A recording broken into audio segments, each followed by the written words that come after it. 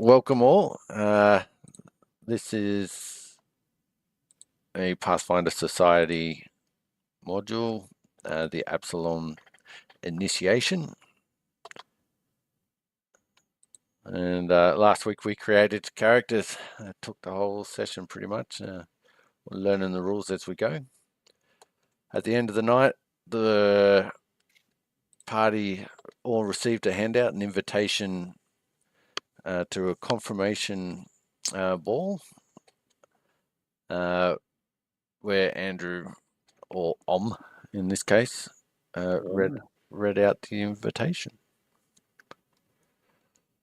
So we start the night with the party approaching the Grand Lodge in Absalom City. It seems as though the entire Grand Lodge has the air of celebration. The great gates are flung wide, and the phoenix trees lining the entryway are in full flame. The halls of the main tower of Skyreach, normally sombre and reserved, echo with the sound of voices and music. The great ballroom is decked for celebration, with colourful banners and bunting along the walls, tables replete with food and drink, and a jovial cacophony of conversation rising from Pathfinders of all ancestries, nations, and backgrounds.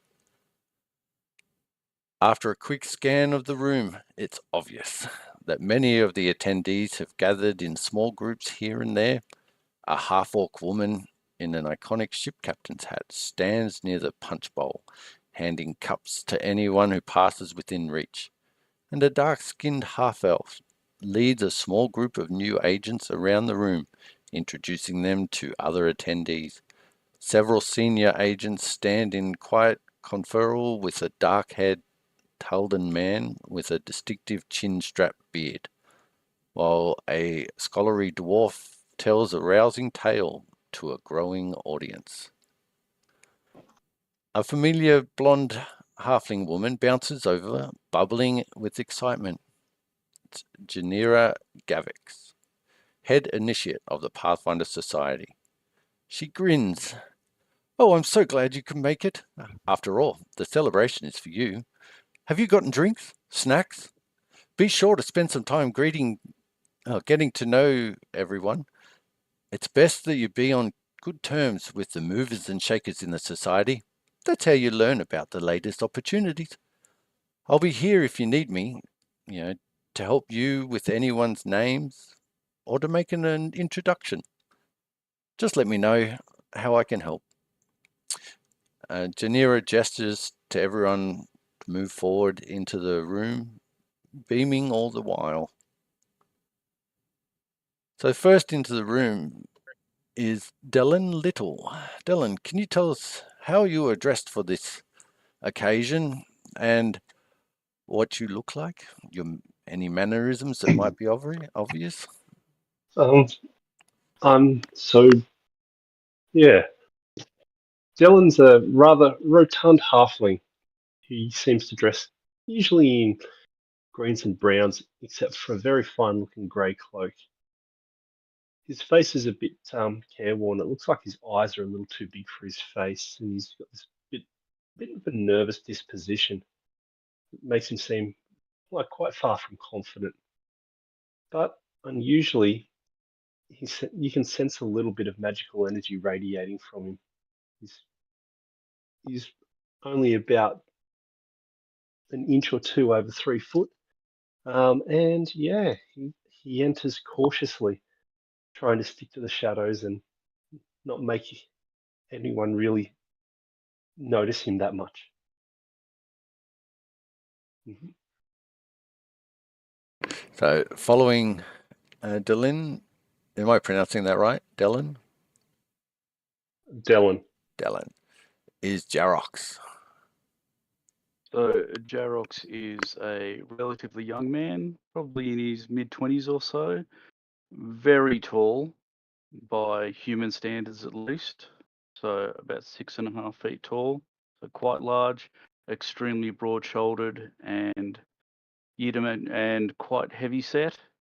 You'd imagine that if you're any shorter, he'd be a little bit wider than he currently is.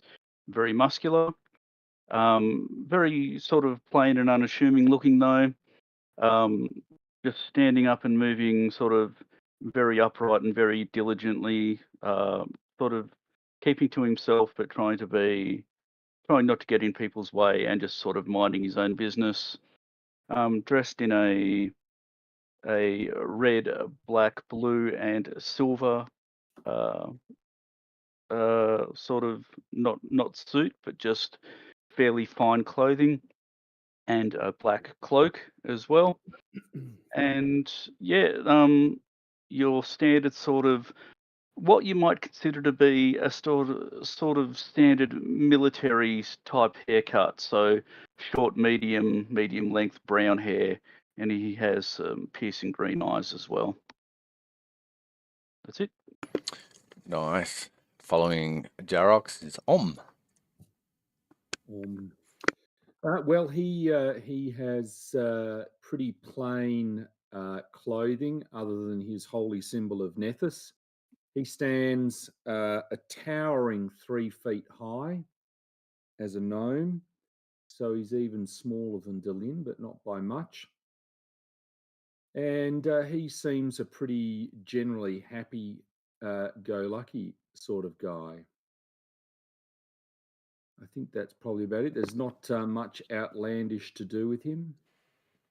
He doesn't have much in the way of equipment, but he's just happy soaking in the atmosphere, looking to explore the mysteries that undoubtedly the Pathfinder Society will let him.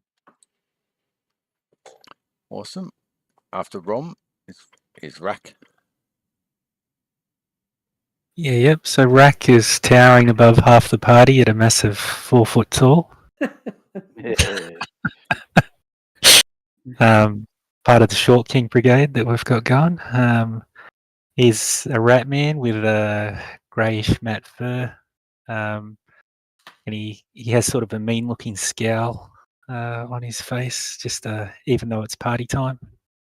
Got his leather armor, and he has large incisors, so his big teeth, big buck teeth at the front, I guess. Nice. And following up the troop is Tyr. Tyr looks quite similar to his icon. He, from what you can see, which is not much. Slender build. I can't work out poundages, but about 5'10" or 70, 80 centimeters. For a fetchling. Sorry to interrupt. You seem to be cutting in and out. Is your mic close? My mic is right in front of me. Eat it. So, can people hear me now? Yep. At the moment, excellent. Yep. So he's about 5'10", 70, 80 kilos. Actually, no, he's more 70 kilos. He's slender build, very pale color skin, which is common for a fetchling. But he is covered head to toe in leather armor. He's wearing it's a beautiful and oddly dark cloak. No one really knows. He doesn't really talk about it. But you can't actually see the lower part of his face because it's covered up with a mask.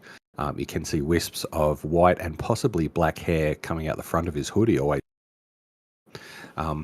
He's a fairly quiet type of guy. Doesn't speak a lot and sort of sits back and more listens and watches. Not offensive, but just quite reserved. So at the moment, he's sort of just looking around.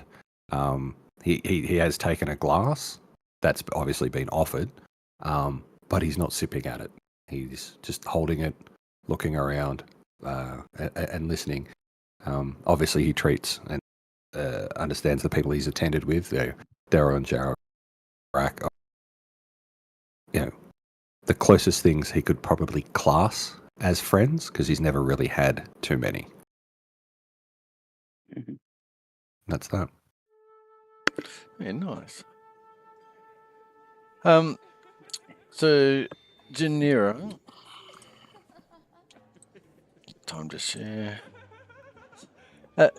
Janira points out to these 4 standouts in the party, in the ballroom, being the half-orc, the human, the half-elf, and the dwarf, as mentioned earlier. And she says these are faction leaders. They're the people you should be buddying up to because they will be the ones to present you with your missions. And it could be to your advantage to pull them away from any distraction during your introduction to these faction leaders. But please, do enjoy. The celebrations are for you. Once again, congratulations. It has warmed so many hearts to finally have some initiates after so long. I give her a polite nod and a smile. Tear bows. Half bow. Give her a snee. She clamps both Dylan hands. looks out from behind people. Mm-hmm. She clamps both hands over her heart and she says, I hope you guys do well. This is important to your careers. If you don't make a good impression, then you won't get far. Not many people lean on you to complete these missions for the society. Mm. And I can't impress this enough, but each of you should really take your turn with introducing yourselves to different people. Don't rely upon just one. I mean, you guys, you're a group. And she leans over to look at Dylan and says, even you, little one. Hey, Joe. Let's step back and try and hide behind the towering Jarrocks. Now go. Enjoy. Get a drink. Have some food. The night is young. All right. Well, given all that, all right. So just to clarify, we know each other, don't we? You do, yep. Yeah. Okay. So we would probably know that is the sort of most sort of diplomatic and vivacious sort of one out of all of us. Probably. Yeah. Possible. I don't know I can't remember what other people's scores are, but it is possible, yes. He definitely looks the wisest. Yeah. Well, I could certainly talk to someone. Yeah. Well, I'll go up as well. I just think first impressions being what they are, it might be good to have the the most charismatic and the most talkative person to lead the charge. Yeah, Teal to look at Om and sort of wave his hand towards probably the closest of the faction leaders. So indicating lead the way and follow. Well, let's. I'll walk over towards the half-orc with the drink. So you walk. Yes, Yep. As you make your way over, you get within arm's reach, and she goes, here, and she hands you a cup of punch, and then she pulls out a flask. On this flask, you can see an engraving of a sizable sailing ship. And she says, do you want me to spice it up for you? Oh, I don't mind if you do. She looks around, she pours some brownish liquid into it, sticks her finger into the drink, stirs it around, and then hands it to you. Enjoy that, me matey. Oh, and how about for my friends? Oh, yeah, of course, more the merrier. Tia and Jarrocks. She gets 2 more out, tops them up with a little special spice, hands the drinks out. And then Thank this you, gentleman, ma'am. you're welcome. You're welcome. Anytime, drink up as much as you can. I'll be here all night. And then the So gentleman next to her says, Yes. now back to where we were before. I should describe this half orc. Except it is what it is on the picture. There you go. That's Yeah. that's the one giving out the drinks, not the one. That's right. There's no picture for the one that is asking for her attention. This But I do say I'm sorry, Calistro. Is it? Oh. You have any missions you might want to send our way? Any missions? Yes. Sure. Yes, you see, we're just starting off, and we'd appreciate any task, nothing too big or small. Just looking to make a name for ourselves. Oh, indeed. My name's Omalain. I used to think I had another name starting with C. People would say, "Come here, you cunt, Omalain," but I learned that was just a rude word, so it's Om. But we're very keen. Look to the other person, say, "I'm sorry here, but we'll only be a short while. Oh, We're not going to take years." no. That's fine. We can all have a jovial conversation. I was just talking to Calistro about the scrolls that she found on the last successful mission she sent a group out for. Well, That does sound interesting. Is there something we could fetch for you? Oh, Really no, so. not at all. Not for me. By the way, my name is Creighton Shane. This man is an eccentric and absent-minded elf with long blonde hair. He goes, I am the Pathfinder Society's Master of Scrolls. Well, that does sound interesting. We can. I'm always happy to look at scrolls. The rest of us are too. Just keep us in mind. Sure, there's no missions, Calistro or Creighton. Well, fancy you talk about. I do have a mission, in fact. Well, spill the beans then. So she leans in, looks around, makes sure no one else is listening. You see, a wrecked ship has recently cycled to the surface in Flotsam Graveyard. Now, as you would know, that is a reef just outside of Absalom. Flotsam Graveyard, and signs that it might date back to the original Silent Tide invasion. Do you have knowledge? History? Or do you have history? It's not knowledge anymore, is it? No, Just more give me a moment. Is there even history? No, I have law warfare. Is the only thing that would look like it's close to me, unless someone. No, that's fine. Actually, give me a roll. I thought that'd be a good one. Law. Yeah, I've got a bit of warfare as well. Yeah, you can see looks a bit puzzled. As will I.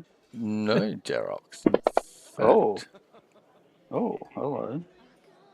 And Tyr Law Warfare. Oh, geez, well done. So Tyr and Jarox, you both have heard of the Silent Tide invasion.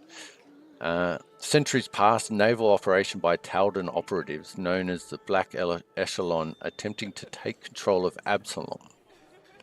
Mm. Okay. Dark times. Calistro points out that the newly uncovered vessel from that era would be a great discovery for a group of new Pathfinder agents. However, it seems that the people who informed me of this ship got scared off by something on board. Oh, we don't scare easily. Well, Speak for yourself. Look at our friend Rack over there. Look at the teeth on that thing. He's not going to get scared easily. No, not at all. By all means, I think he's a pretty good Chew through looking anything. rat His ears flicker a bit and he suddenly turns towards the people talking about him. So I encourage you to visit the ship and either verify or disprove the ship's rumored origin. It leans in to Calistro. Is there a time that needs to be done by? No set time, but there are others interested in the ship. Might I Thank say, you, mistress. you're you're welcome. Tyr, wasn't it? Tyr? Tyr, yes.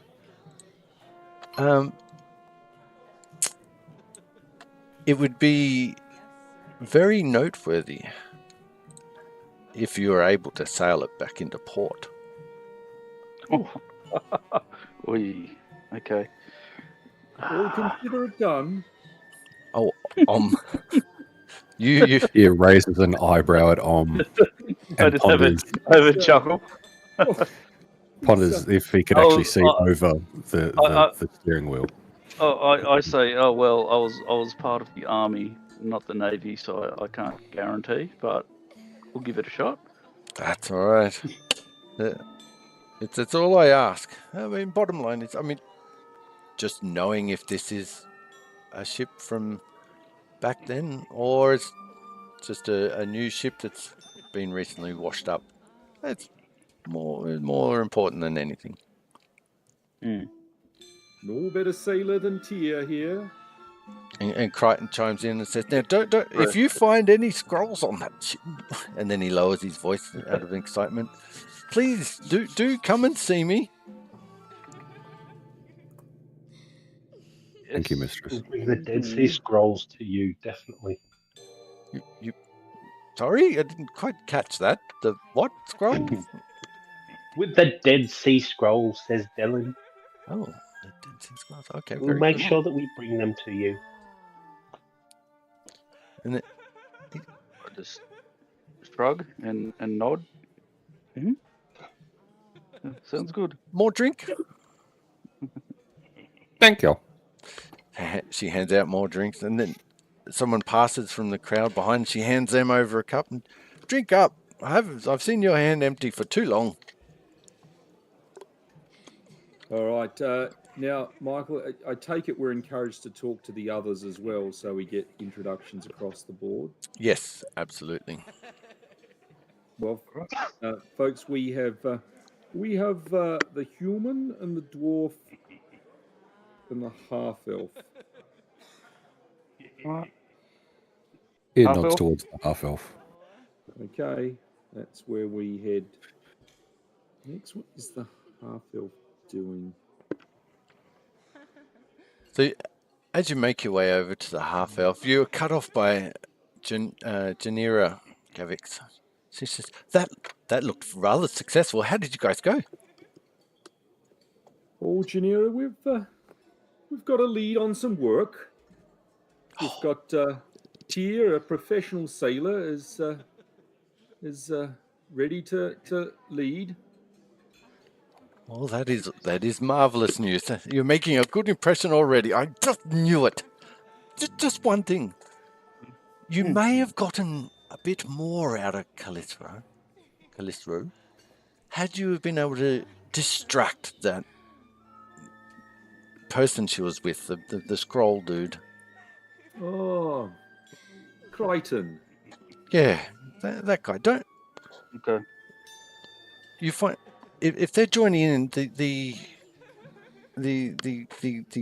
leaders, faction leaders, are going to be a bit reserved, but you get We them. seem to have got two tasks, one from Crichton and from. Yes, but the second task was purely role play. So, but do by all means enjoy it. Let's get them drunk. Roger that. But no, please carry on. I can see you're heading over towards Fola, Bayrin. She is very friendly, but she is quite driven. So, but Good luck. I know you can do it. I just... You're going to knock her socks off. Paula Balin, does she wield a lightsaber? Bayrun. Barun. All right. All right, and what is Paula doing at present? You can see that she was standing not far from the entrance, and she was actually trying to beckon you over, not that you saw, and then you headed in another direction. So she's maintained eye contact with you this whole time as you're making your way across the floor towards her. Okay. All right. Good movement. Paula Bayrun, allow me to introduce, and is it Jaro and Tia? And I don't know, Delin, are you with us? Yes. And Delin, our other companion, Rack, the one with the big teeth over there, is just keeping his distance. He's eating at the buffet. Rack is eating the buffet, all of it. A bit hungry tonight. Indeed. Bit hungry every night. Hungry for some work, Paula. Oh, Got any jobs for us? I certainly do, but before we get into business, let me just start out by saying I am so pleased to see you. And if you ever need anything, just come and see me, and hopefully I can help you with it. But my door is always open for you. I wish you guys nothing but success in your adventures. All right, Very you are. kind. Thank you, my lady. She gives a nice little head nod and closes her eyes, and then slowly opens again. And she fixes her eyes on. Please, if you would enlighten me, where are you from? I'm from all around, a merchant family, you see, travelled far and wide, never really called any place home. So I'm more a traveller. I'm not certain anywhere's home other than with these fine folk I'm with now. She smiles and looks at each of you. Why choose to settle down with the Pathfinder Society then, if you're a nomad of sorts? Well, you see, it's Nethys, a keen interest as Nethys has, and I follow his interest in all things arcane and looking for new things. That's the Pathfinder Society's motto. I see. Yeah, and oddly enough, the things we find, we keep quite secret to ourselves. It's Well, it's all about us. It's just enlightenment. Oh, that is excellent. I look forward to reading about your successful adventures in the future to come. Oh, in the years, indeed. And my mysterious Tia, where do you hail from? Milady. I'm just finishing a mouthful, hang on. I basically stumbled across the society, for I had nothing before. Sorry, just give me a second, boys. I have to go. Yep. I try not to think of where I came from, but focus on what I can do here. And anything we can do to help you or any of the other faction leaders, we would be pleased to do so. And gives a humble sort of bow nod. Not in supplication, but in mutual respect. She nods back and she says, "You are a well-spoken and polite gentleman. It is my pleasure to have met you this day, and I am very thankful of this mysterious background of yours because it did drive you into our arms, so to speak. I look forward to what you bring to the Pathfinder Society in the future." I have never been happier, mistress. She warms the palms up in her hands, looking you in the eyes, and says, "I could." So she looks over towards Dylan, and you, my childish friend, where do you hail from? Childish. Oh, I'm almost 60. I speak in jest. I grew up in Avestan and have journeyed around for a long time, and I sort of just started heading south as that seems to be where my luck went. And then I've ended up here in Absalon, and I thought, why not try for the Pathfinder Society to regain my luck? And has it fared so far? It's going okay. I passed the trials. And I'd say it was That's more about than. all I can say. No, well, I would say it's been more than luck. A lot of skill involved. So I've heard around the traps. You have a way of strong in avoidance. It's commending. I take a really big swig, and I start feeling a little tipsy. Yes, I will find a way to save the day or run away. Well, as long as everyone knows what they're in for when they party up with you, there would be no surprises, and allowances can be made. Definitely. And she looks over at Jarox and says, "You must be the tank." It is a pleasure. And I remember you have actually walked away from your computer. So she pulls your pants down, turns you around, and smacks you. No. So at this, stepping out from just behind Fola is a Asimir woman, violet eyes and a natural golden patterns all on her face. She says, "Vol, just before you left our conversation, we were just talking about some new adjustments to the medicine."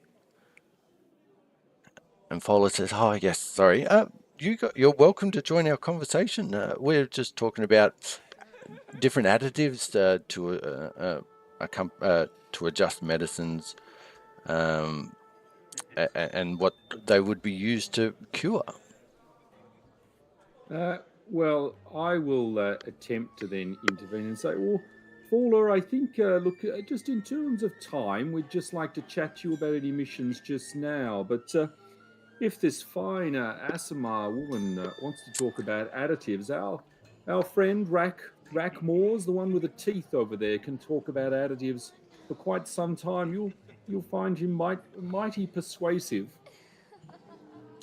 And, my ears flicker and I look straight at him again from across the room. Yeah, always attentive for such a lovely Asimar as yourself. Would you like me to make a roll? Yes, please. A diplomacy check.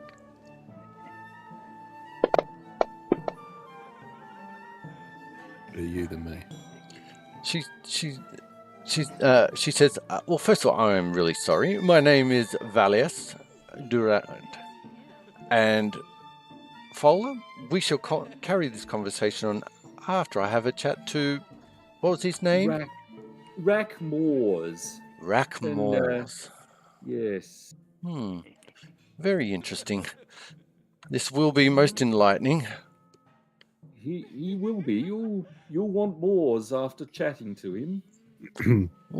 Tyr quietly chuckles to himself, but no one can see because of his mask. Is your head nodding in chuckles? She says, I will be back."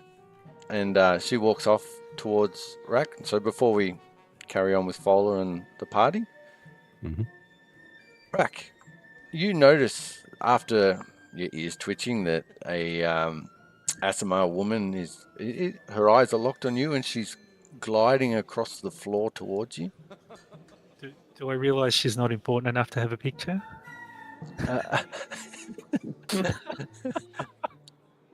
She's got a small description: violet eyes, natural golden patterns on her face. Huh? Not good enough? Yeah, no, that's good. She says, "Hello, Rack, is it?" Yes. I've just been informed by your friends over there that That's the best. you have some knowledge you may want to add to a conversation about medicines and ingredients. Really? And he looks around past her to the party and gives like sort of the raised eyebrow. I do hope he takes one for the team.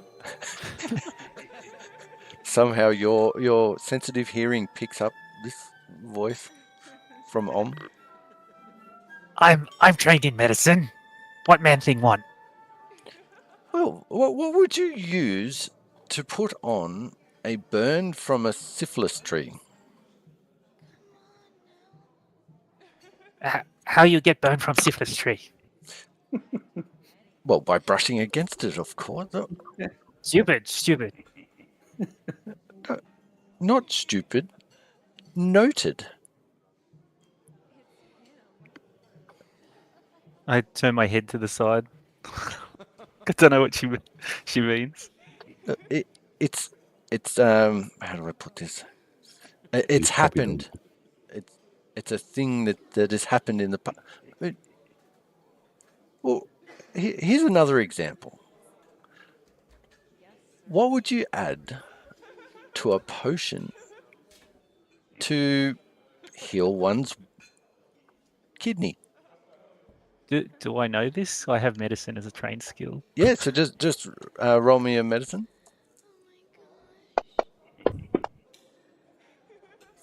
Yeah, so not only do you know that you would add blackroot, but you also know all the ingredients in that potion that would assist with the white blood cells clotting, the bruising and so on. You mean? And then I give her the full spiel. Oh no, what is it? I need the role play. You mean blackroot? Yeah, that's beautiful. Which goes with all the other stuff. Yeah. She's like, wow. And then she starts going into the details of how blackroot is grown and Too many parties. Why kidney damage? both of you, for some reason, turn and look at Dylan and then go back to the conversation. Let's join the group and Fowler at the moment. Thank you, Dave. That was good. That's good. She says, right. Have I... What deal have you got? Oh, it's no deal, you see. There is a scholar at the College of Mysteries.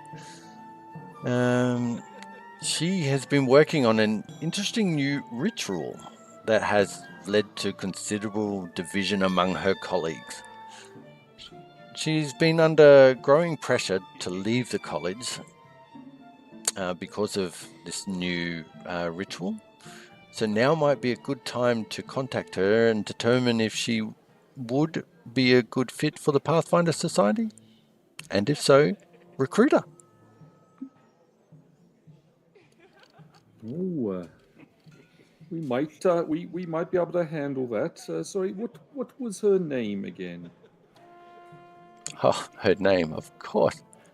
Why wouldn't I have said that earlier? I mean, it's very obvious. It's one of those common names in Absalom.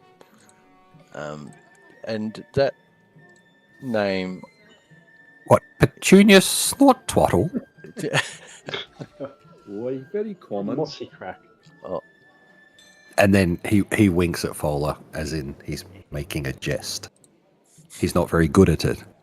Oh, she laughs. Oh my god.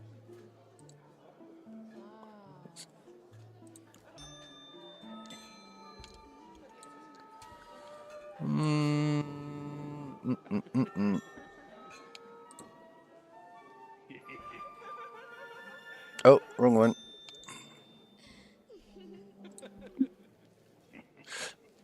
Tavar, Tavvar, Hamavsi, Hamavsi. Hamavsi. Yep.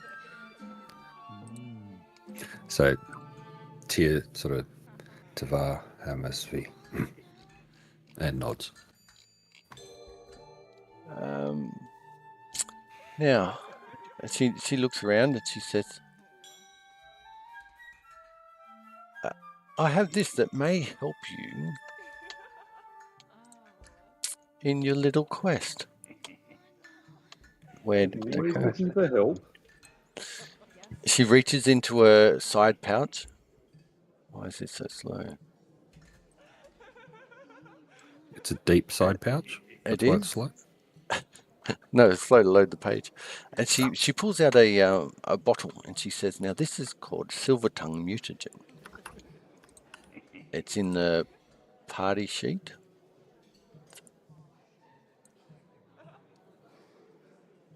Your feature becomes striking and your voice becomes musical and commanding. So facts and figures become hazy for you and emotion clouds your ability to reason.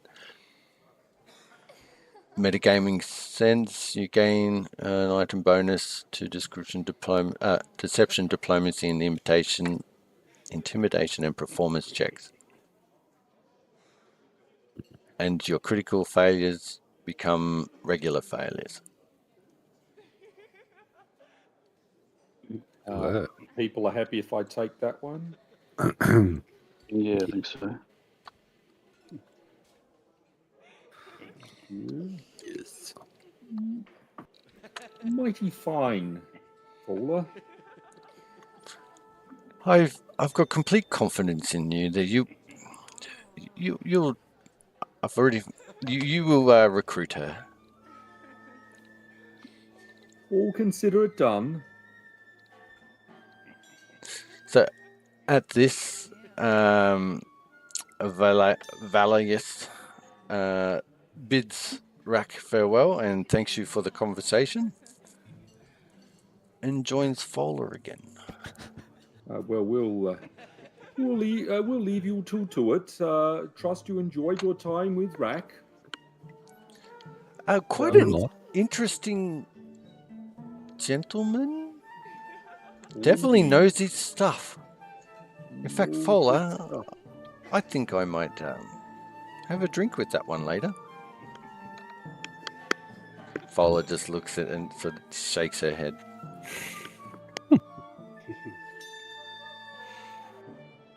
Oh dear. Well, let's head to the human. The human? Why have I written chin strap beard? The human has a chin strap beard? Yep, he does. He is a human man of Taldan's descent, with tan skin, dark hair, and a distinctive chin strap of facial hair. Greetings, sir. Standing next to him is an O-Reed woman with slate grey skin and silvery white hair. They are deep into conversation and abruptly stop as they notice you approach. Greetings. We're here. We're new and just making friends. There. Might I inquire your names? Eando, E-A-N-D-O, Klin, K-L-I-N-E. I am the Vigilant Seal faction leader. And you are? I'm Elaine. And these are Tia, Jarrow, and Delin. And yonder, with the massive chompers, is Rack. We're your new team for solving problems and retrieving objects. Might we have a word? Just interrupt. Dear, perhaps you could give us a moment there. Looking at the red woman. Oh my. You do realize my name is Serena. I'm the Pathfinder Society Master of Spells. I teach Serena. initiates about how to wield, identify, and evade magical threats. And you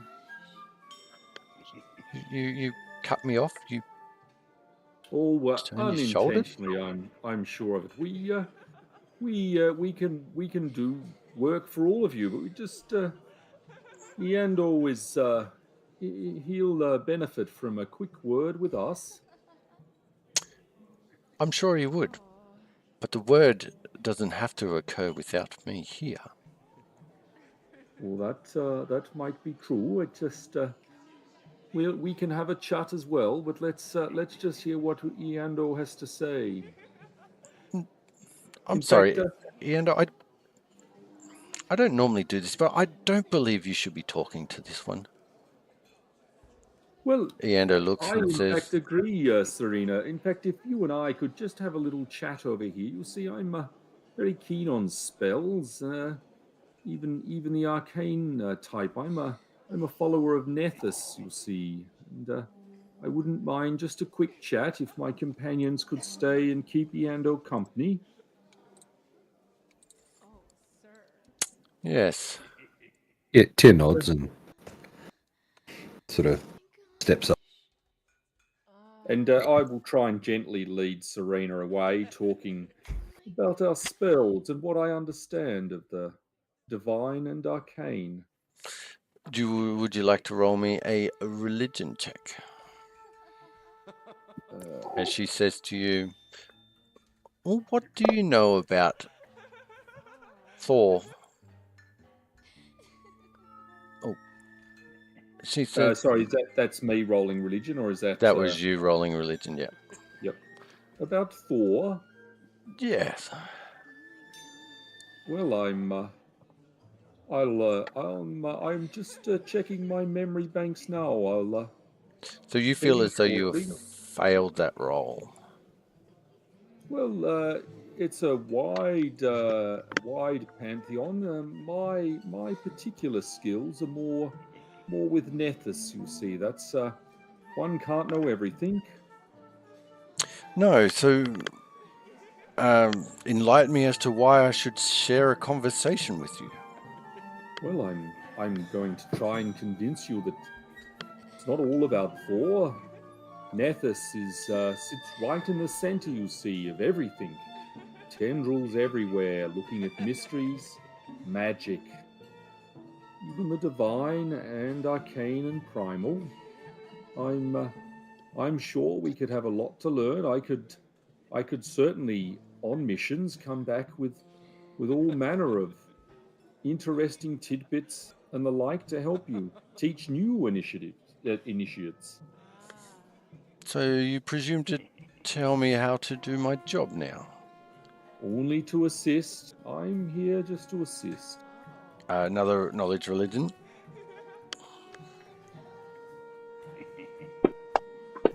Am I able to persuade you?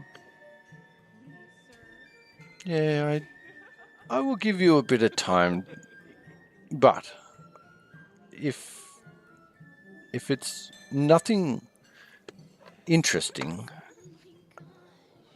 be sure that people will hear about this. Oh, they might. We're And a confident lot. she follows you. Where do you go? Just off to the side, and I will show her or discuss what I can about what I know of various things. Cool. Spells such as runic weapon. I don't know if that's of any interest to her. Oh yeah, she listens, and you have a conversation. She steers the conversation towards Nethys. She is interested at this point in what you know and understand of Nethys, and it's a bit of your forte. So you're able to hold the conversation for a little while, leaving the others with Iando. Yes. Tyr, was it? Yes, Yandu. Pleased to make your acquaintance. I'm sure. Are you the right person, or nay, the right group for this mission? We are a capable, yet new group. We have many skills. As you can see, is wordy. Garox is large. Rack, he's good in a pinch. And Dellen, well, he's pretty good with spells, I think. And I'm short. And he gets into small spaces. What do you have for us to consider, Master? Well, some time ago, a whistleblower revealed a possible threat to Absalom related to one of the siege castles. In response, however, that individual was silenced and eventually petrified during the charge of a Gorgon. I suspect it was foul play. I have leveraged my contacts to get it right, allowing the victim to be restored, and I would like you to do so and learn about this alleged threat to the city. So, just a bit of backstory. You have heard rumors that some parts of the town give their the criminals a chance for to be let off the hook, to be let free. What they'll do is they'll let these prisoners untie them in a town square, and then they would release a Gorgon, and anyone that outruns the Gorgon before they are turned to stone, they are set free.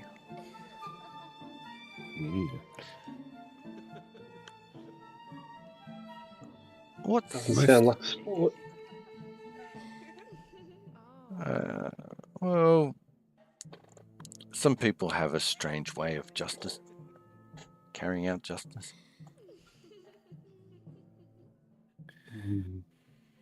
Scary. Has this been going on long? This Gorgon race?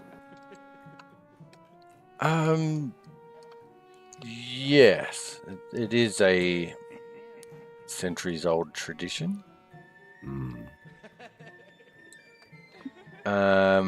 However, up until recently, the local government have put a stop to it, despite the locals not being happy with this.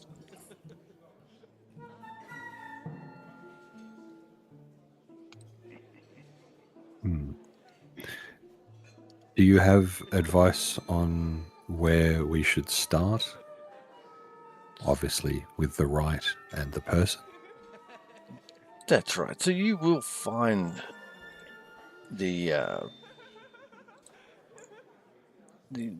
informant, or the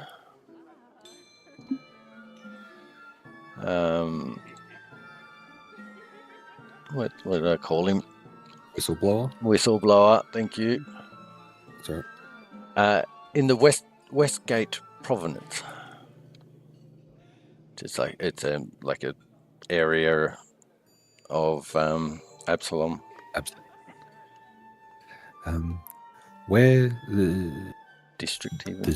How soon would you like this task completed?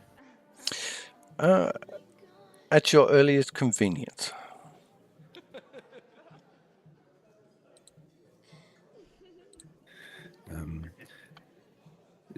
Do we meet someone to receive this right, or do you have this on your person now, Eander? He says, "Oh, I do have it. It's right here." And he reaches inside his vest, pulls out a rolled-up parchment, and hands it over to you. Tyr takes it, slides it into what would be a shirt, but it just disappears. Nods at Eando and looks around the rest of Eando also hands over a small pouch. Tyr receives the pouch and looks at it and quizzically looks at Eando. He says, "May this help source any material items you may need for this journey."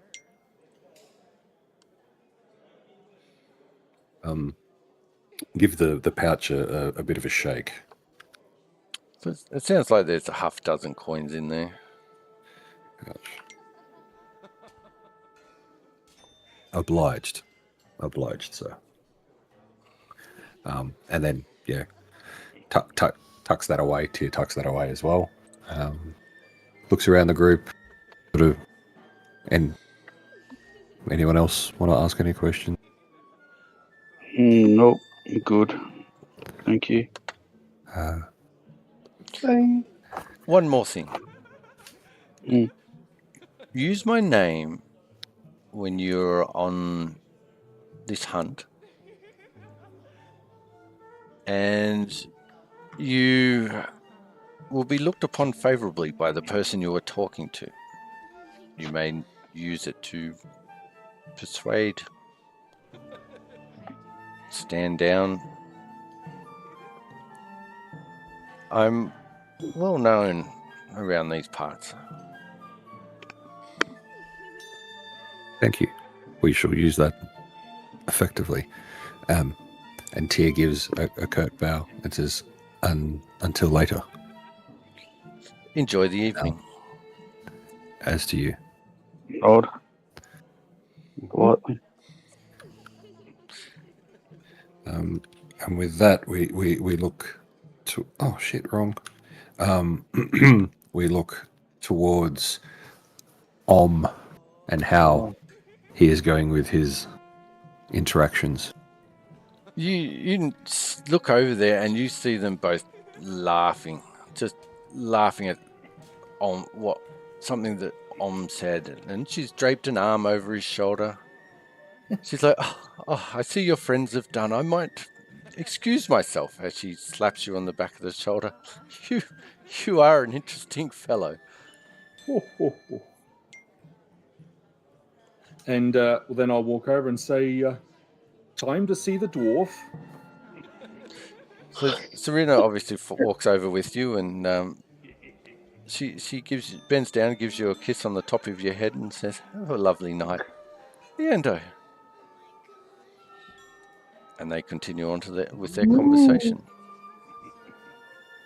Right. Well, let's head over to the dwarf.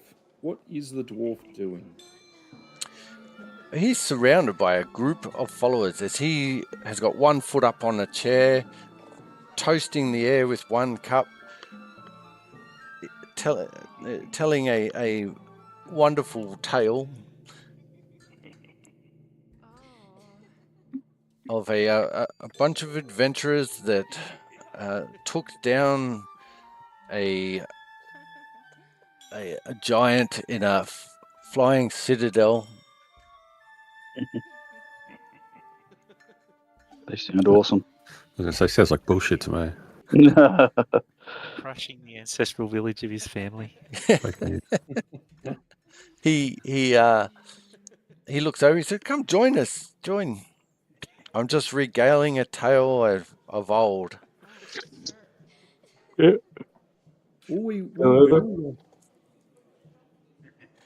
And he says, As soon as he says that, I go over. Absolutely. No, I wouldn't have all my stuff with me. That's a shame. But I go and grab a drink and go over there. Fowler hands you over a drink. Yeah, it's special for you. Thank you. Thank you so much. Well, thank you. Thank you very much. Exactly. So well, I assume we're listening away unless there's an opportune pause. Oh, no, not before he gets towards the end. He says, now the moral of the story is you can never trust a wizard At all? at all. What? Why? Cannot believe that.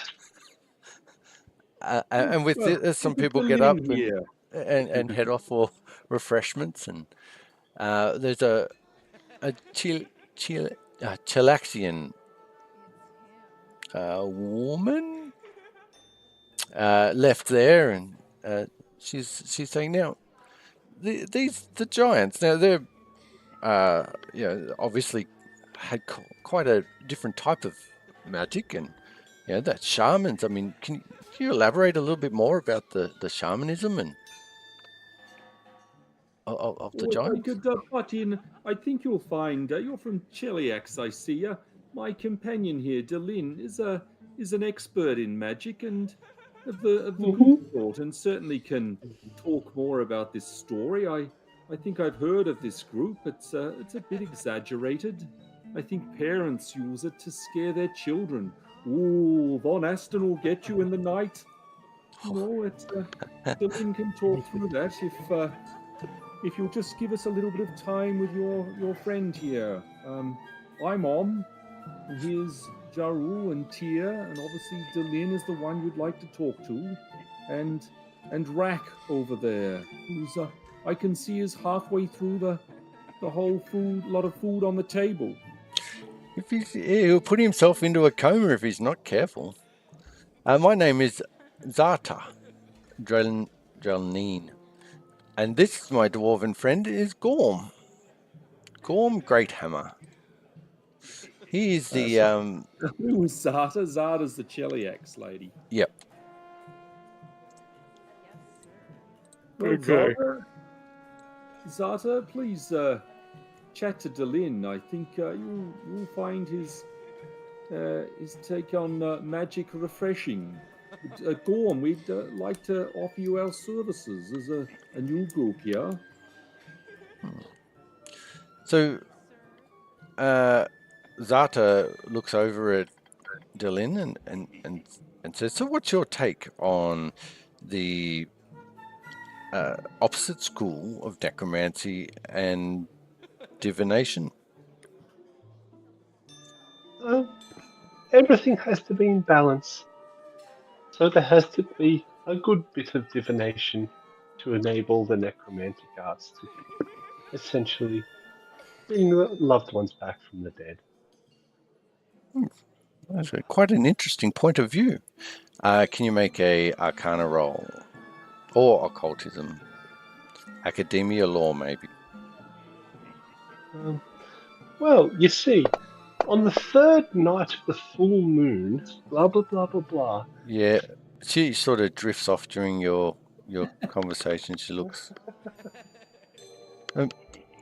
Oh, sorry. I didn't quite catch the end of that. On the third night of the full moon is the best time to raise a ghoul, because the gas otherwise comes and takes it over. The gas. Did you know that? The gas? Yes. The gas. You're talking about the gas that leaves the body once they're deceased? Once they've had a nibble, yes. Once they've had their nibble. What an exciting conversation. I actually read it in the Book of the Damned. It was written by this long time ago necromancer called Von Aston.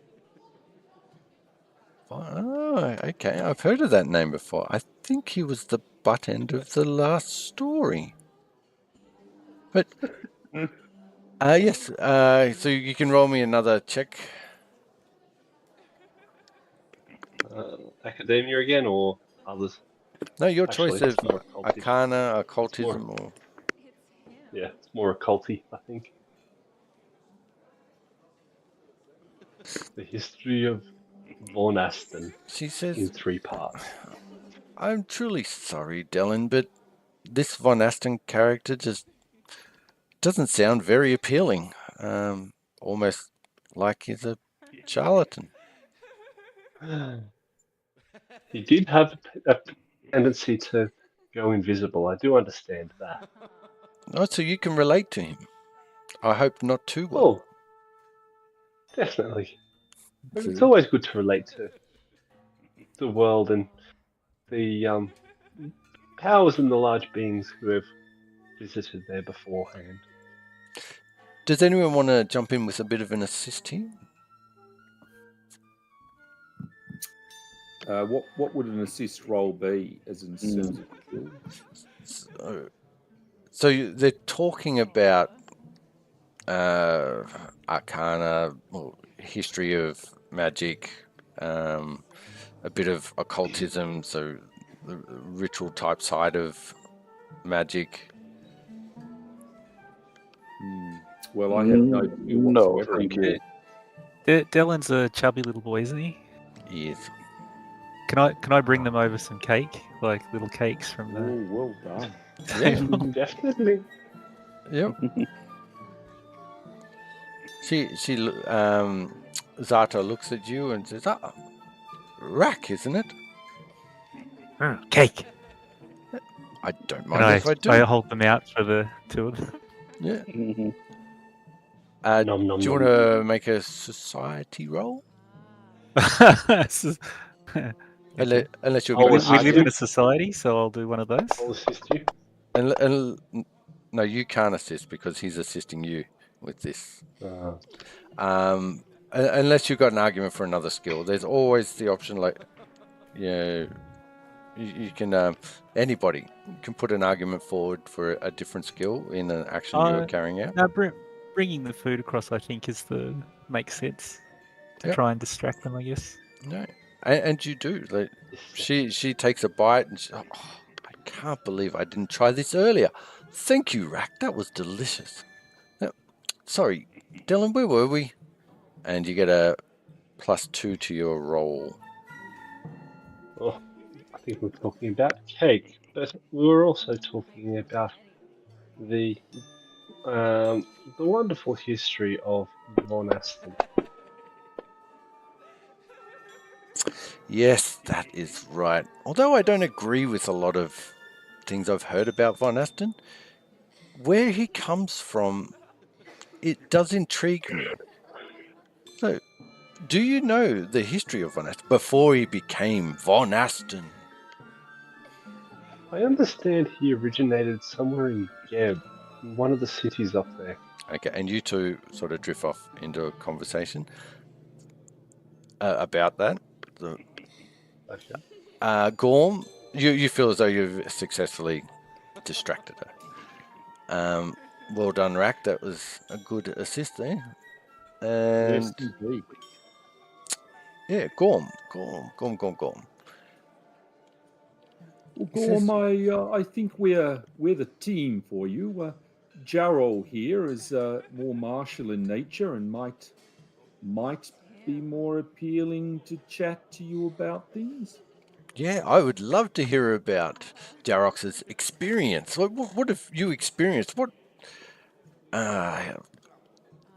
trials and tribulations have you overcome to bring yourself to this lovely Sky Tower and the society?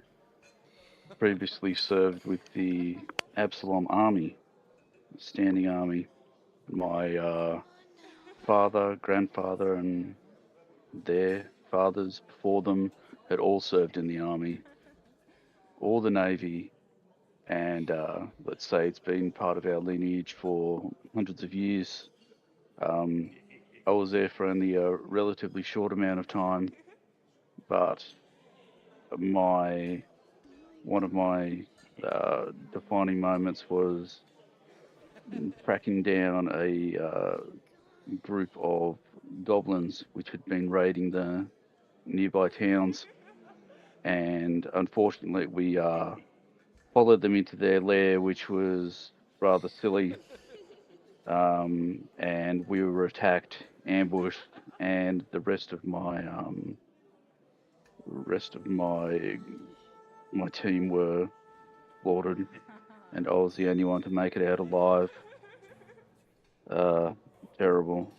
So after that, I lost my luster for the armed forces and decided to seek my fortune and what I consider to be a safer option, if there is such a thing in this world, of becoming an adventurer, so breaking away from tradition and sort of forging my own path, as it were, not really wanting to be, sent into danger by others, by authority anymore, but forging my own path, as it was. So that's a little bit of a background on me. You see him wipe away a tear. He says, sorry you've gone through such a trauma. He looks around at the rest of your group and says, he's praying that the future holds more for you than the last group you were with. Let's give a nod, understanding nod.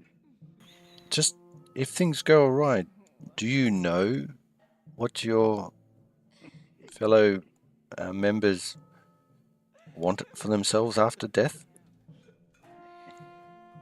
Well, no, to be perfectly honest, and that's something we'll have to talk to each other about. It's really something that we should have discussed with my compatriots back in the day as well. Though that was far from our minds. The thought of defeat was non-existent. We thought we were invincible, but you're never invincible. So No, this is the undoing to most adventuring groups, I dare say.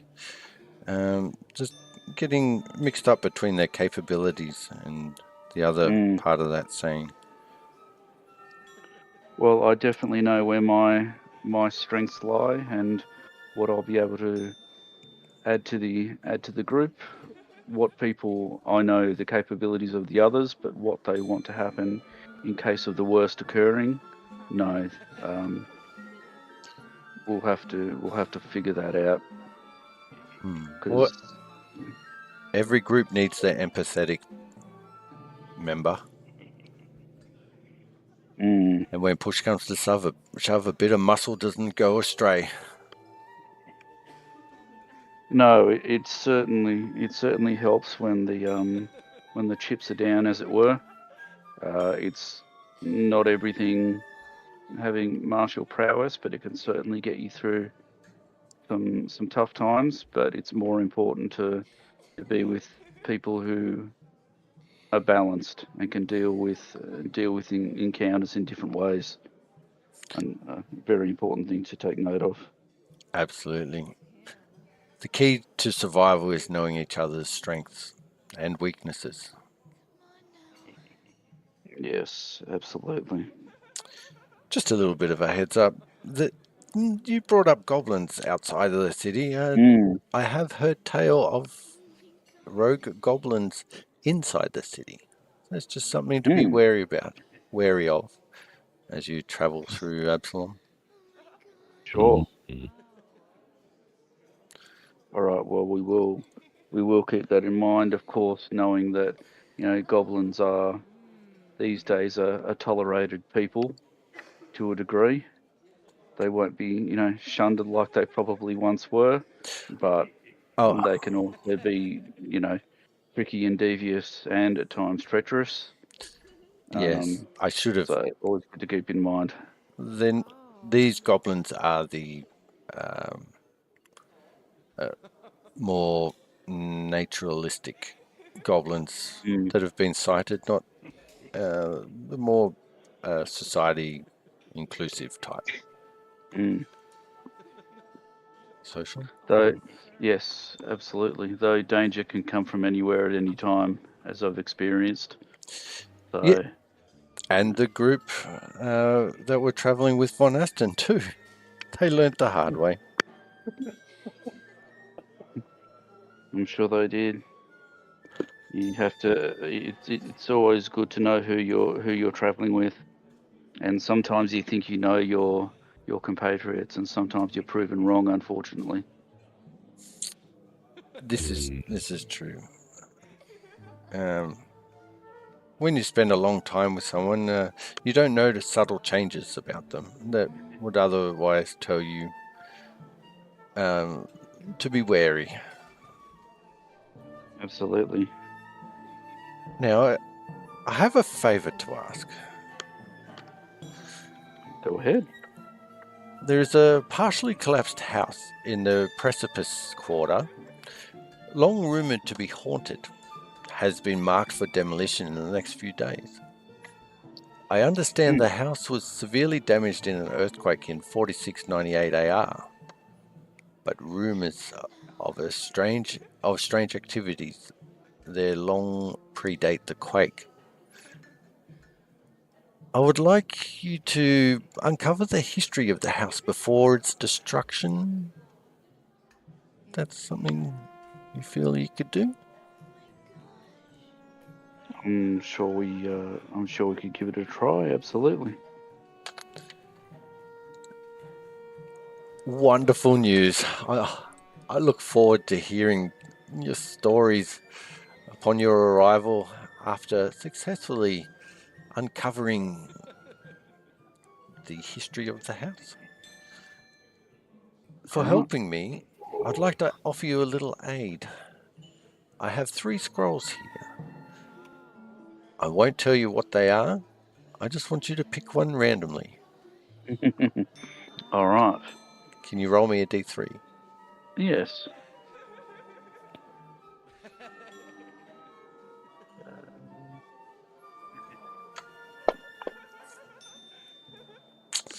Two. You, my friend, have selected a scroll of heal, which I have now given to you in your party sheet. May this help you in your quest. Thank you so much. Now join me in a song as he pulls the lute off his back, strums his lute. Von Aston, the dirty swine. Such a back. He'll kill you every time. Oh, you want to join in? He's got it already. Yeah, Well done. Roll performance check for me. Oh, the Ballad of Von Aston. So, can't I do history because I'm seeing the history of it? You are quite accurate with your history telling. I'll give you that much. Yeah, you But are. it's more how in tune you are. I can see more everyone. You're not too. Right. You feel the alcohol is carrying you through this performance. It's not too bad. It's not the best, but it's not too bad. Von Aston the Great will set you straight. Through life or death, he'll take your breath. Never a dark day shall play when he'll leave someone dead on the ground. They'll come back and be sound, but not of mind. He's kind all the time. That's about all I got. Yeah, people around you just applaud. Clap on the shoulder. Is it confused applause because he seems to be taking Von Asden's side? Oh no! We spoke about subtle hints, and I think this just might be one. Got to know your party mates, party members. Yeah. So, Rack, with We're onto it early. all formal activities done, is there anything you'd like to do? So I've got plenty of spare food in my bag now. Yeah, it's chockers. You do realise you've got a 24-hour limit on this food before it goes either hard or too squishy. That's all right. I can give it away to rattling orphans. Not those dirty orphans. The rattlings. Yeah, I'll join. I'll go join everyone else. See what they're up to since they're gathering around to sing and whatever. Yeah. Tia. You feel the Tears. Yeah, you were saying, sorry? I was just saying, you feel the pressure of introductions is now at an end, and you are free to do as you please. Tia will probably take up his most comfortable spot, which is his back against the in a corner, holding a glass of whatever and just watching, learning, and looking for, mannerisms and how people interact. Very nice. So just being a creeper in the corner, effectively. You hear just over your shoulder the unexpected voice of Janira. She steps out in front of you and she says, "Come on, let's dance." And she reaches her hands forward. With me? Yes, of course, Tia. Come on. He looks at his party. Are they still anywhere near him? With Well, let's find out, shall we? pleading eyes. no. We'll give you the space, boy. Still dancing and singing. The alcohol's kicked in. Yep. Jarex, what will you be doing now? I'm going to be perusing the buffet now. I'm going to be eating and drinking my fill, pretty much. Just going from canapé to canapé. God, there's nothing left. Find them all. In Rack's backpack. Yeah, you, with your keen eye, you see, sort of a hair here and a hair there. They're I just familiar. shake my head and dodge them. Yeah. Work around them. Yep. Get some ale and get something wrapped in bacon. Oh, you get something stronger than ale as soon as you get anywhere near that punch bowl. Nice. Fowler's like, drink up. This night is for you. Yep, I do, but I don't get hammered. So you make your cup last a while. I do, and I have a few toasts to my own health, but I certainly don't get drunk. No. Tia, do you accept this offer for a dance? Well, Tyr reaches his hand forward, takes one of Janera's hands, and as he's being led to the dance area, he puts his drink down on the table head? closest. On Om's head and proceeds to dance as best as he can muster. There's no perform. Oh no, there is a performance. Oh fuck, he can't dance for shit. But obviously smiling with his eyes because she can't see his lower half of his face, but watching everybody else while he's dancing. So mimicking the enjoyment they're getting from it as best as possible. So I will probably need to do a deception check. Performance check. You did do it? No, that was Dylan's. No, I ain't done shit. Really? Yeah. Really? Yes, please. You're an asshat. I am. You're doing better than she is. So she steps on your toe here. She puts a foot out of place there. You're pretty quick to adjust to her lack of dance, but she's laughing and eyes are beaming. She's just enjoying her time. As Tit thinks to himself, as long as she is enjoying herself, he can continue with what he wants to do, which is watching everybody else. Perfect. And learning as much as he can. So perception check? I will perception your pants off. Jahira says, no thank you. They're already gone, Janera. So while you weren't looking. Moha.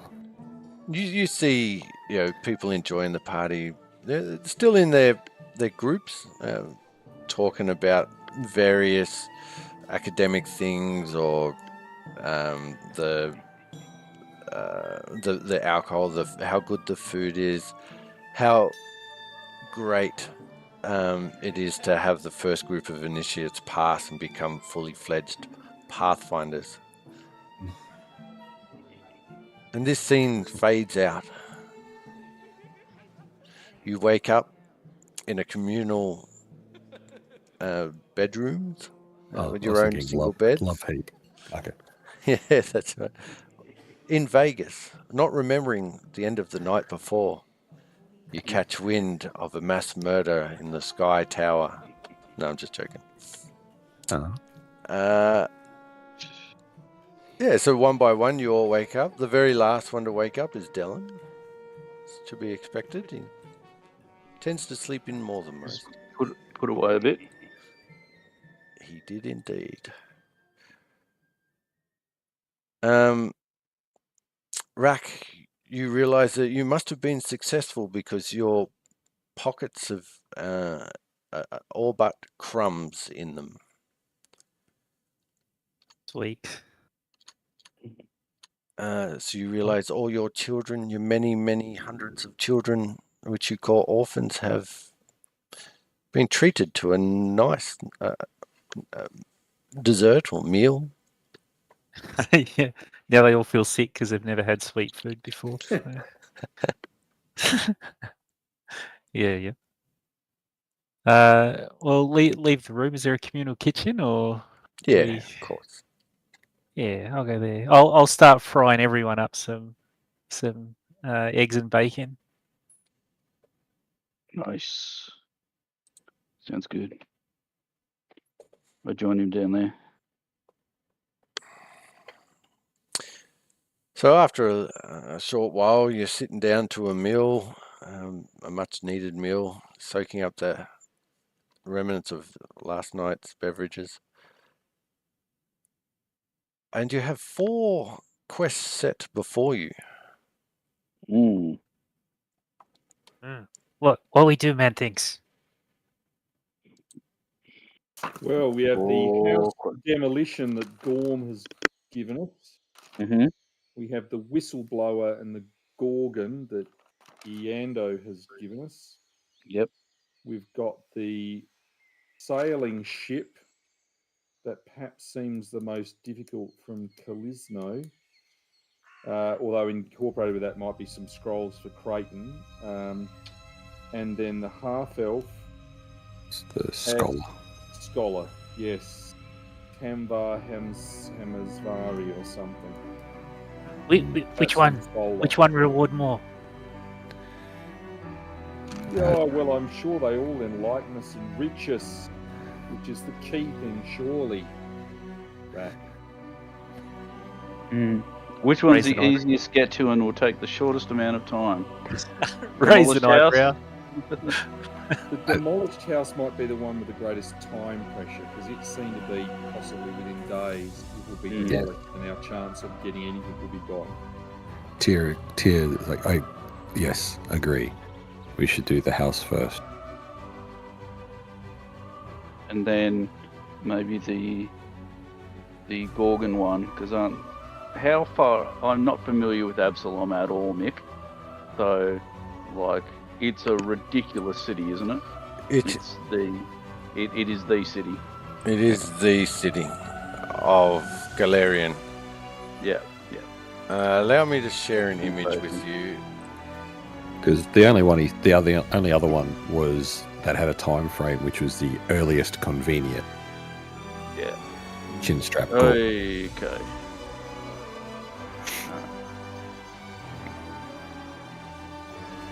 Yeah. Well, roughly Tuggeranong sized. Yes. Now, I think them, because this isn't a module specific. Yeah. So the fry pan and drinks the bacon fat. Doesn't wait for it to cool down. So it doesn't have all the specifics, but it just gives you an idea of the city. So you see the Flotsam graveyard where the ship is. 5 o'clock there, the precipice.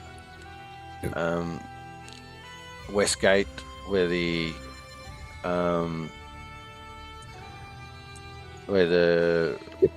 I can never remember what the telltale dude was called. Cole, you corrected me last time. The whistleblower. Yeah. Yep. Okay. And the other one was not a district per se. It was a a school.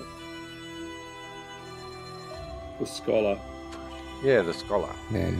On the new ritual, her name is Tava. That was just the College of Mysteries. Yes. Hmm. Maybe it could be anywhere. You've got to go to a train station, then you got to jump into a pillar, and then you get Yes. transported to Herpes. Herpes. That's the bathroom. Yeah, it is like, let's go to the house. Okay. See, and what You're suburb? bigger than me.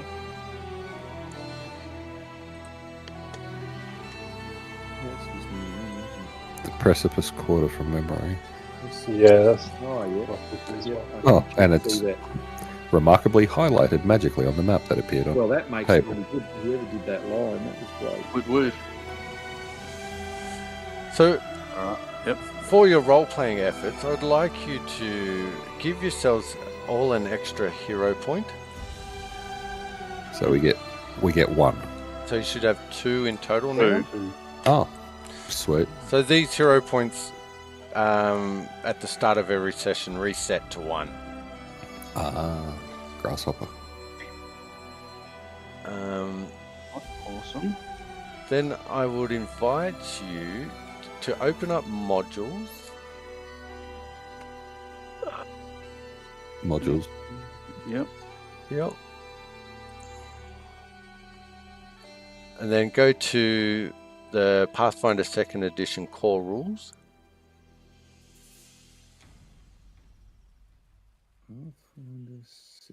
Player core. Uh, No, it's just Oh, yeah. Pathfinder 2nd Edition core rules. Yeah. oh, sorry. Sorry, Derek's right. Derek's It's right. I've got Yeah, both it looks books like it. open. So player core. Player Player- core. Oh no, there's core rules. Yeah, As core well? rules is the old version. Okay. Pathfinder 2-player core. That's the. Hey, So should I unload 2nd edition core rules? No, No. because we're playing a mixture of both. Because it's not, not all the books are out for just the Yeah. core. And I've got player core. That's fine.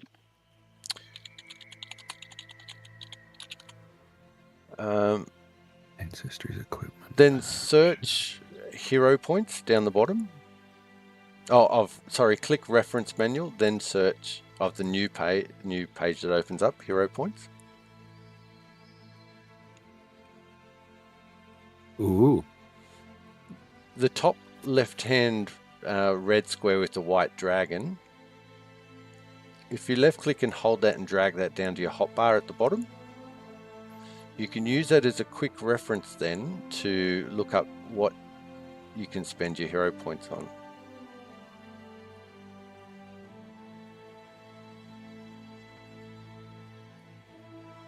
Player core. So player core, reference manual. Yeah. So this exercise is just to show that you could do this with anything inside the core book or any of the books.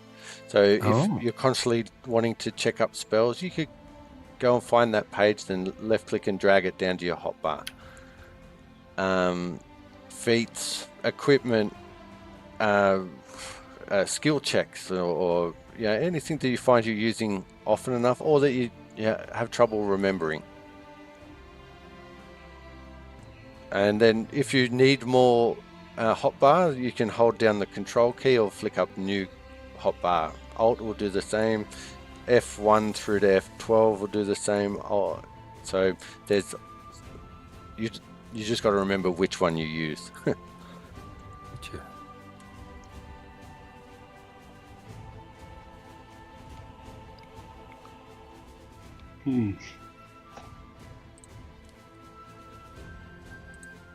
Well, there you go.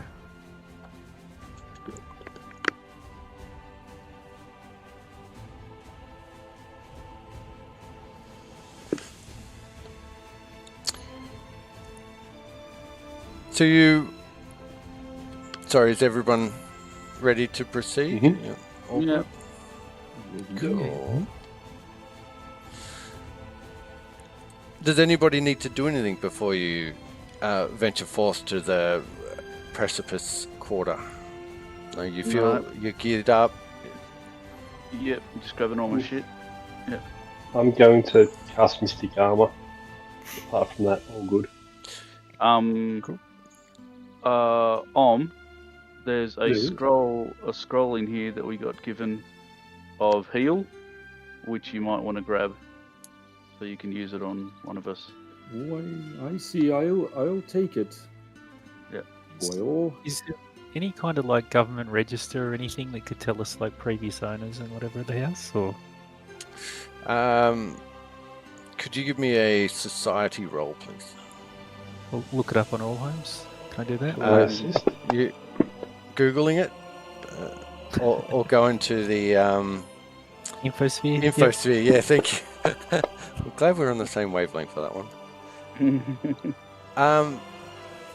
So off the top of your head, you could assume that you could find out the information by going to the a building, a council building. But off the top of your head, which is what the roll was for, you figure that yes, they'll have information about the most important and historical buildings that make up Absalom, but they wouldn't necessarily have every house built in Absalom. Yeah. No, that's cool. Oh, I won't mention it then. No, that's the same for Dylan also. Mm-hmm.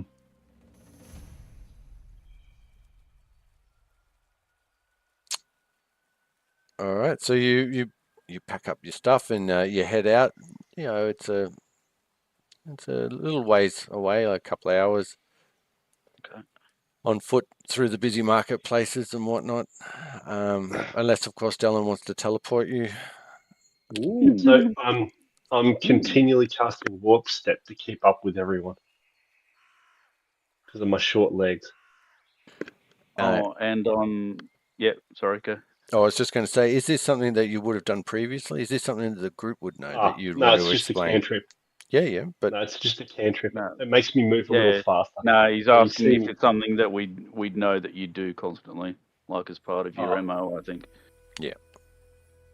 I mean, you're not the only short guy I- here, so we're all probably going pretty slow, I think. It's a bit of role play. That's all I was using it for. yeah. So describe to us what sort of action does it take? Yeah,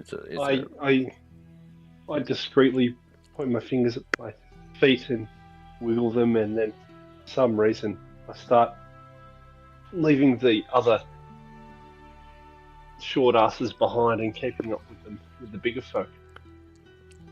It seems to be with ease as well. So, question for the larger folk: have you adjusted your pace to suit the majority? Oh, well, that's tricky for me because as an ex-soldier, I'm used to having to march quickly and efficiently, so I've actually taken the fleet oh wow! feet.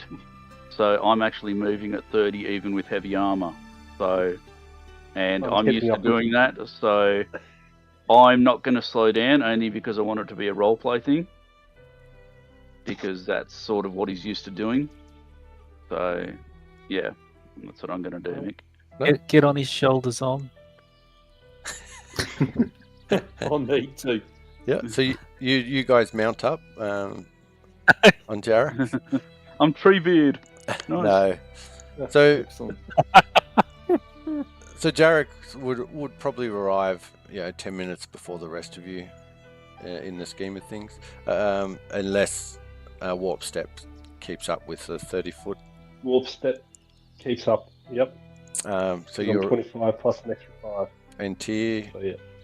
do you adjust? Walks he's the last one because he's making sure everyone gets there. Excellent. So he'll take up the rear. Not take it up the rear, he'll be at the back of the party. Holy shit! You should have seen the Sorry. views go up on our YouTube channel then. His name is Tyr, not Charity.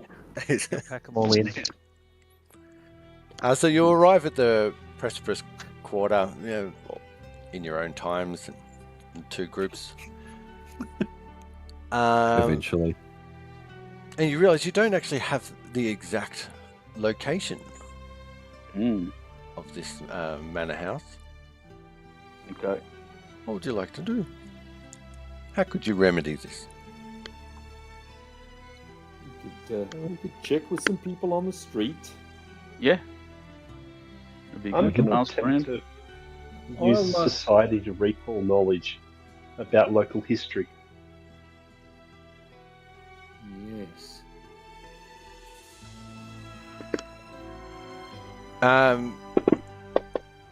I appreciate your play on words, but history It is literally says that in its thing. Recall knowledge about local history, important personalities, legal institutions, society. Oh yeah, structures, no, etc. that's fair. There's no actually history one, so Yeah. yeah, that makes sense. Yeah, all right. So you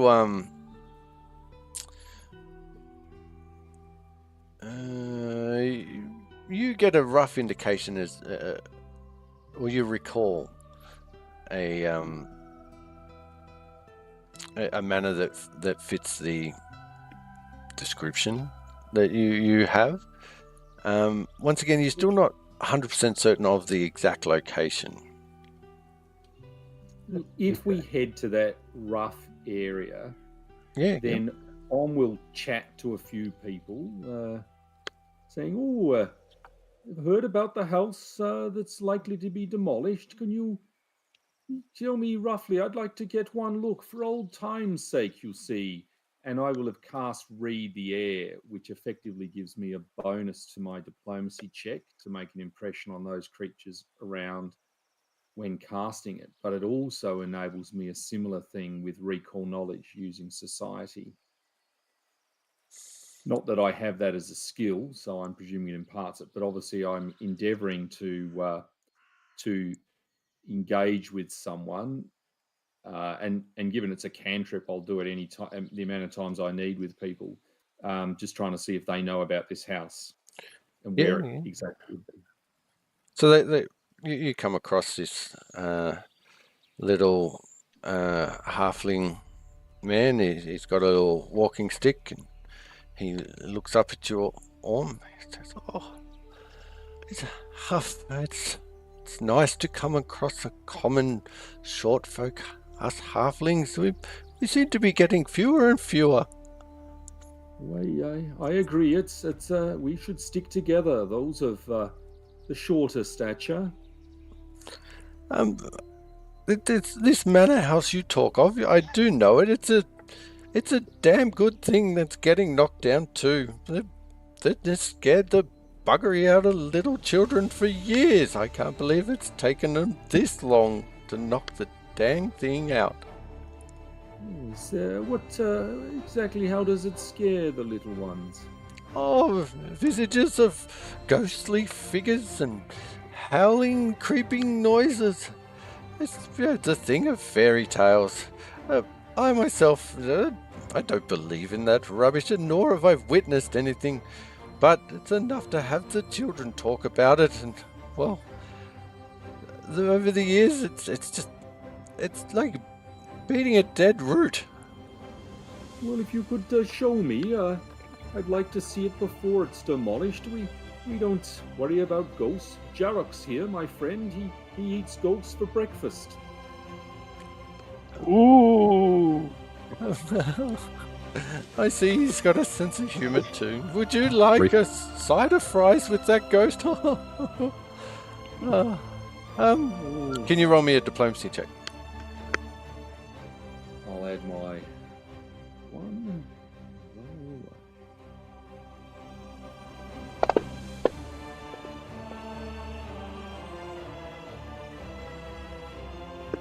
All right, it's just this way. Follow me. And he creeps along, and what would take you about 5 minutes took you about 15 minutes to get to this house.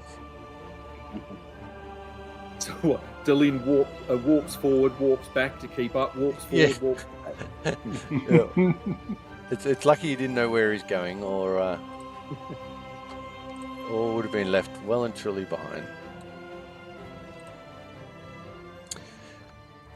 You approach this old home. Might have once been commanded. Sorry.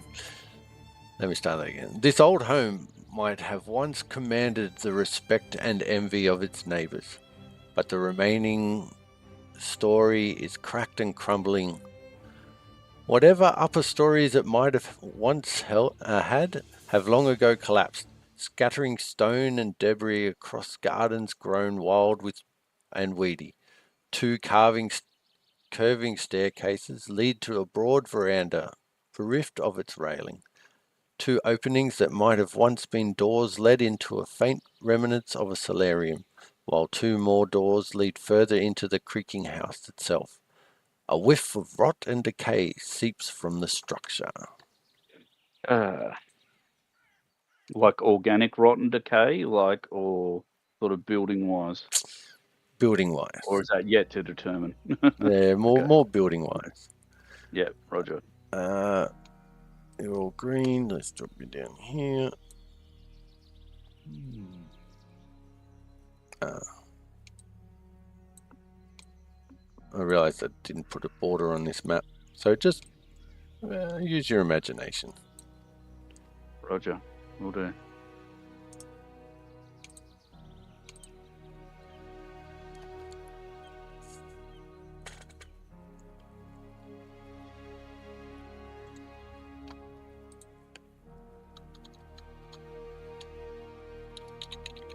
Hmm. Okay.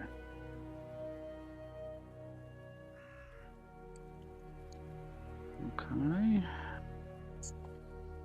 Shoop. That's come through. Good shit. There we are.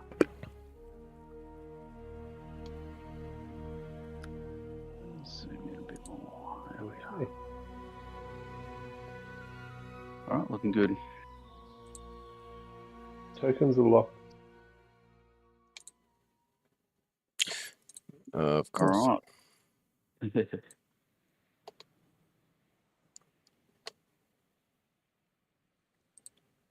All right. Now, does somebody stealthy and light-footed want to make their way up there first before I go up there and fall through some boards or something? Clunk, clunk, clunk, clunk. Worry not, man thing. I go. I know what you mean. Anyone. Does anyone light-footed me? I'll go. Yep. Cool. I'll also hide just where I am. Yeah. Here will sort of stay close, but Oh, in it's the all corner. dark here. Ah.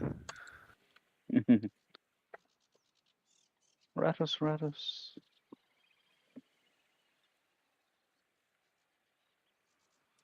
I can't So see. Voltaire and Jarrex are both medium-sized, and Dylan and Rack are small. Yeah. Is that correct? Yeah, I stuffed up the terrain and then couldn't be bothered fixing it. So there's an open door over there, and then So I that's guess this wall. a window. Oh no, there's another door. Oh, window. Okay. There is a door there. How does the floor seem okay, or do I reckon Barracks will fall on his ass if he comes up here?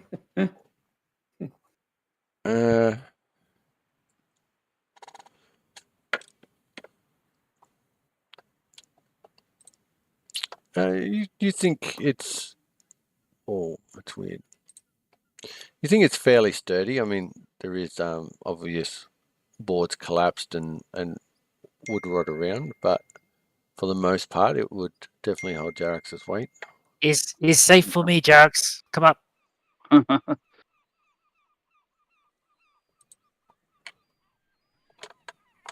I'll just sort of try and stick to the outside of the, onto the walls and stuff, not out in the sort of main areas, I guess, where it will probably be less stable. Yeah. Makes common sense. So door or window? Oh, window will be easy. Get in there easily. I'll try and open the window. So it's a fixed pane, not a slider, and it's a window that goes from floor to ceiling. Well, then in that case, I'll go to the door. Yep. I don't want to break this soon-to-be demolished house. No. Take care. Is the door locked? Can I tell if it's Perception. Well, no, it's not locked. You sort of Yeah. try it. I'll move back. Not locked. In. All right.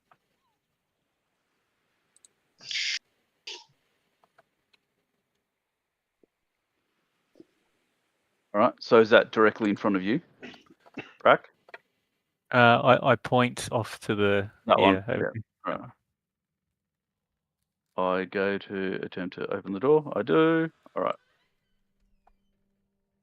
weapons out or I'd bring them about anyway. It's always a smart move. okay. Going into the middle of the room and just having a look around, perceptioning. While you're doing that, I'm going to detect magic. Do you actually have detect magic, Andrew? Oh, sorry.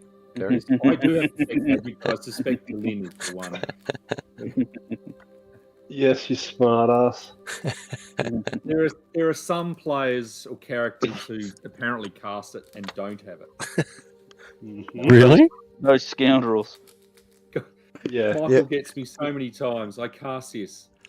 Yeah, okay, Michael. And then it's, you're a barbarian. How did you do that? Oh, I've done again.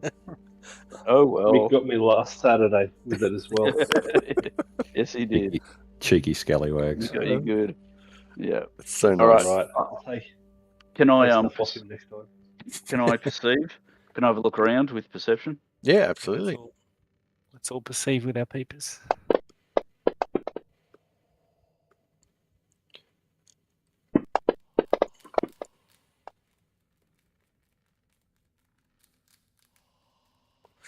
So you don't find anything beyond the dilapidated floors and walls that smell. It seems to be is more pungent the further in you go.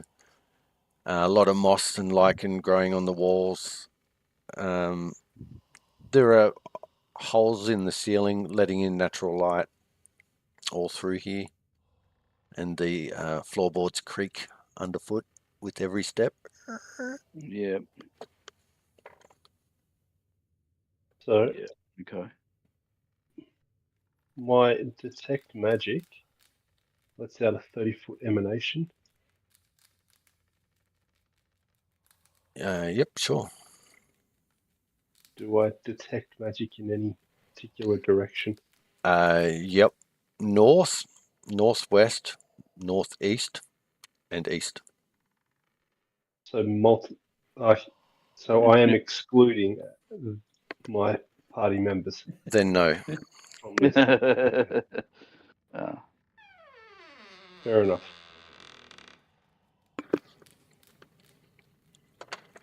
Alrighty. Can't detect anything here, boys. The doors are unlocked during your inspection of this room. Yeah. Okay. So can I tell if they're trapped or whatever?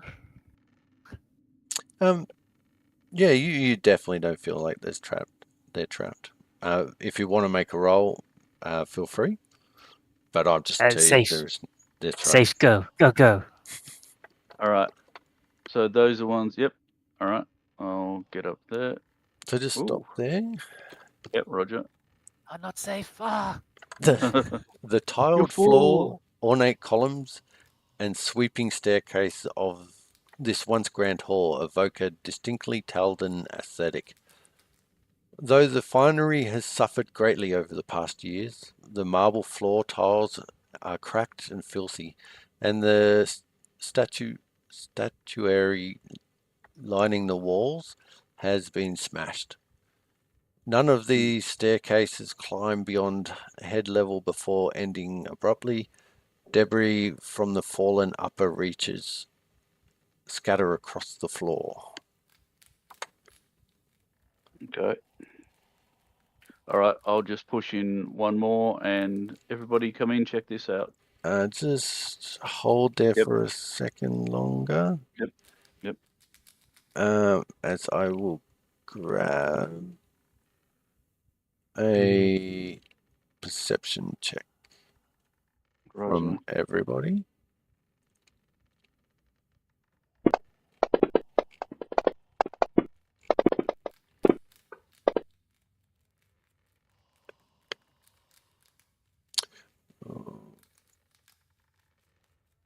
Did everyone? 1, 2, 3, 4, 5. Okay. Cool. Please continue. All right. Right, and there's a spiral staircase up there. Big double doors. Big double doors. Okay. So what's the light level in here, Nick? It's bright light or dim light or? It varies. So there's the darkest it gets in this room is streams of dim light, but there's bright light in the majority from the. I have cast a light spell, so that that'll do it. Yeah, yeah. You feel as though it's still dim light beyond the central staircase where your light doesn't go. Mm-hmm. I'm staying here in the dim light shadows, away from bright light on, to assist my hidingness. You're sneaky. My sneaky, yep. Can I sneak into the room? Roll me a stealth check. I can do that. Noted. So everybody, you see the rack is attempting to, sneak across the floorboards without making much sound. Yeah. I accidentally kick all the pots and pans. Not as much sound, so partially succeeding, I take it. Yeah. I'll wave them up to me if I'm like up here and I haven't seen any bad things. Right.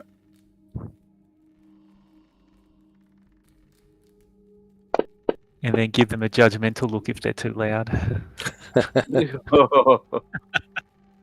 Oh yeah, well let's roll a stealth roll then. Oops. Oh. Can I help now? Oh, that was tears. Well done. So, Rack is being the most successful at it so far. So, to varying degrees of failure from Dellen and Om, to moderate passes with Tyr. And not even trying from me.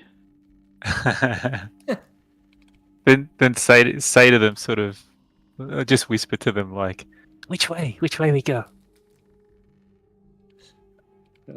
I can just see Jirox just walking straight through partial columns, whatever's there, boom, boom, boom. So yeah. Everybody hears a sound like fingernails digging into dried timber and just that deep scratch. Heebie-jeebies. And then from that singular sound, which seems to echo throughout the room, is accompanied by another set of repeating scratching fingernails in the timber. And then another, until it's a cacophony of fingernails running down the timbers. Then you feel movement under feet, like the floorboards lift and drop, the scratching of fingernails into these timbers. You're looking Oh, around the that's floor. similar. The floor seems to be almost waving. And that's where we'll leave it for tonight. Well done, Mick. Beautifully done. Mhm. Nice. Sweet. All right. Thank All right. you